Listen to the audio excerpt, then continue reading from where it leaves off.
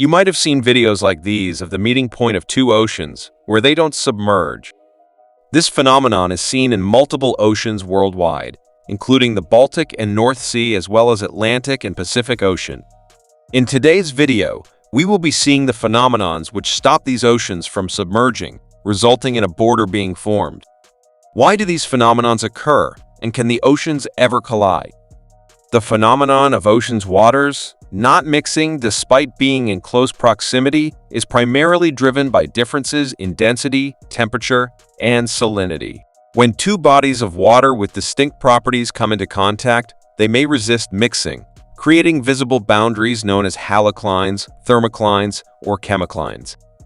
Salinity plays a significant role in oceanic separation.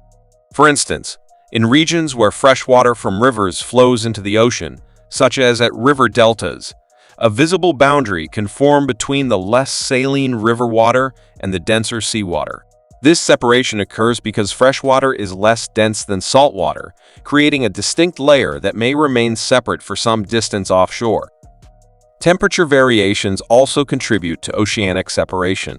When warm and cold water masses meet, they can form a thermocline, a layer of rapid temperature change that acts as a barrier to mixing. In regions like the Arctic, where cold, dense polar water meets warmer, less dense water, a visible boundary forms due to this difference in temperature and density. Chemical differences can also create distinct layers. For example, in areas where nutrient-rich deep water upwells to the surface, such as along coastlines or near underwater mountain ranges, a chemicline can form. This boundary separates nutrient-rich deep water from nutrient-poor surface water, affecting marine ecosystems and creating visible distinctions in water composition. One of the most well-known examples of this phenomenon is the meeting point of the Atlantic and Pacific Oceans at Cape Horn. The two oceans technically do merge, but their waters don't readily mix due to differences in temperature, salinity, and density. This creates a visible boundary where the distinct properties of each ocean can be observed. At Cape Horn, the Atlantic Ocean to the north and the Pacific Ocean to the south meet at a turbulent and often stormy point known for its challenging sailing conditions.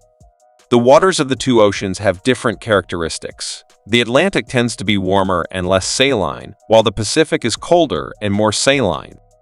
Additionally, the currents and wind patterns in each ocean contribute to the mixing behavior.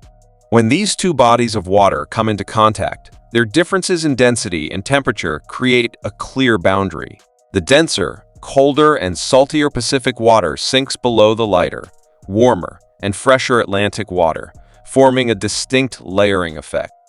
This phenomenon is often visible to sailors and observers, who can see the two different colors and textures of water meeting but not fully blending. Another example is that of the meeting point of the Baltic and the North Sea. The meeting point of the Baltic and North Seas, particularly in the Skagerrak Strait between Denmark, Norway, and Sweden, showcases a striking example of two bodies of water with distinct properties.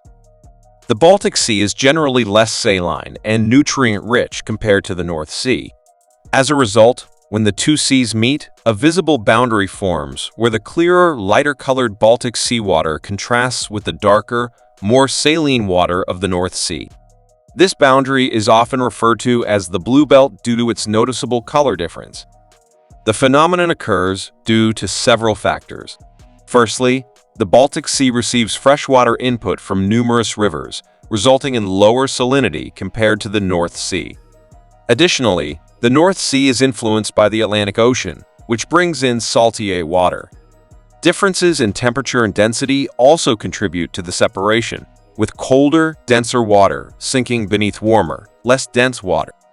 This phenomenon persists because of the ongoing input of fresh water from rivers into the Baltic Sea and the influx of saltier water from the North Sea.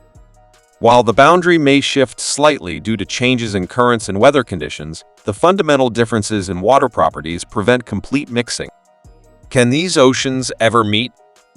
Well, despite the distinct separation, over time, and with the influence of ocean currents and weather patterns, the boundaries between the Atlantic and Pacific Oceans can shift.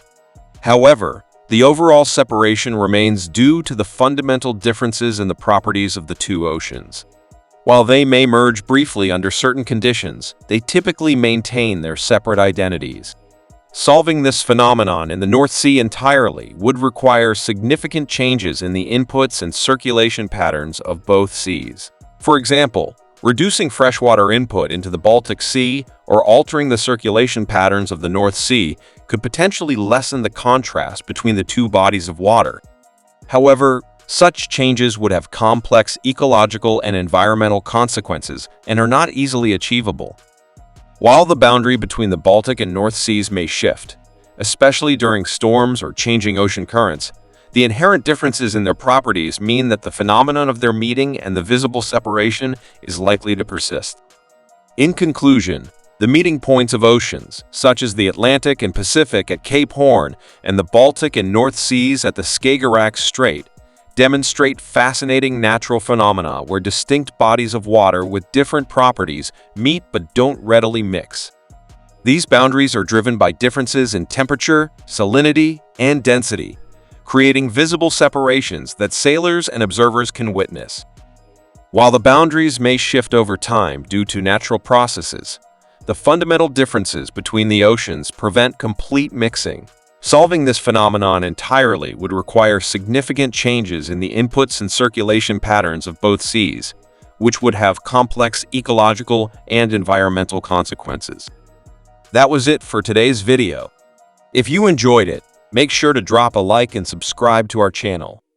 Thanks for watching.